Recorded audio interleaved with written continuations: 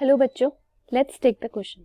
The question says how does CO2 cause environmental pollution. यानी कि carbon dioxide से environmental pollution कैसे होता है.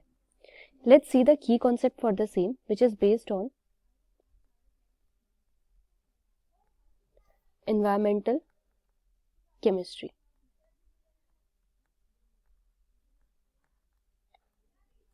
Now first of all let's see कि कार्बन डाइऑक्साइड एटमॉस्फेयर में एमिट कैसे होती है. तो CO2 इज एमिटेड बाय एक तो बर्निंग फॉसिल फ्यूल्स हम यूज करते हैं, यानी कि जैसे पेट्रोल यूज करते हैं, कोल यूज करते हैं.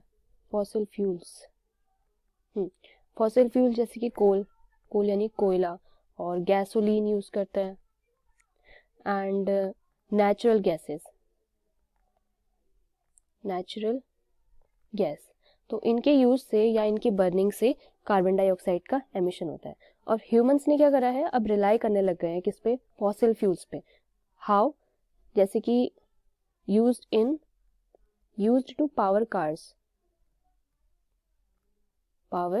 यानी कि व्हीकल्स को फ्यूल देने के लिए. ऑल्सो प्लेन्स में these are used there. Also CO2 का यूज कहाँ होता है, to run factories.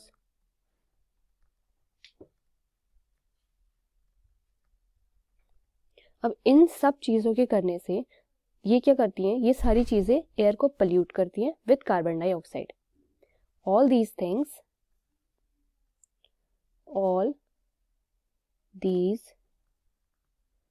things pollute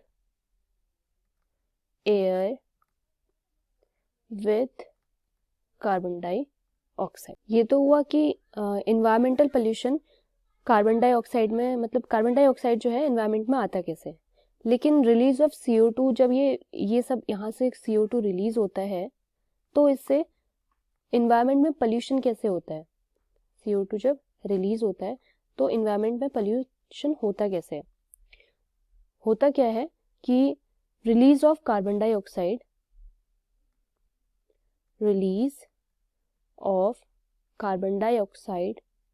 into air leads warming होती है, ग्लोबल वार्मिंग.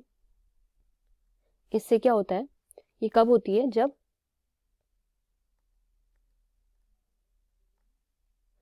कार्बन डाइऑक्साइड और बाकी पॉल्यूटेंट्स जिनको हम कहते हैं ग्रीन हाउस गैसेस,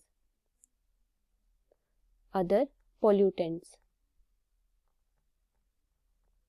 जिनको हम बोलते हैं ग्रीन हाउस गैसेस,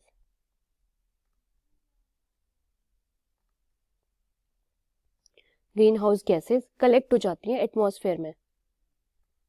यानी कि जब वो ग्रीन हाउस गैसेस क्या होती हैं, एटमॉस्फेयर में कलेक्ट हो जाती हैं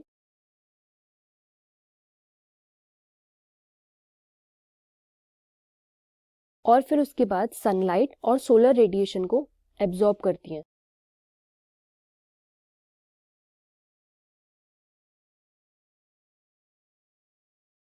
सनलाइट और सोलर रेडिएशन को एब्जॉर्ब करती हैं, जो कि क्या होती है, अर्थ सरफेस से बाउंस बैक होकर चली जाती है.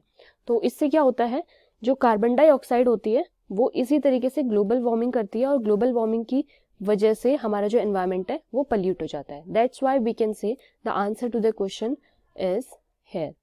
So this is our final answer. I hope you understood. Thank you students.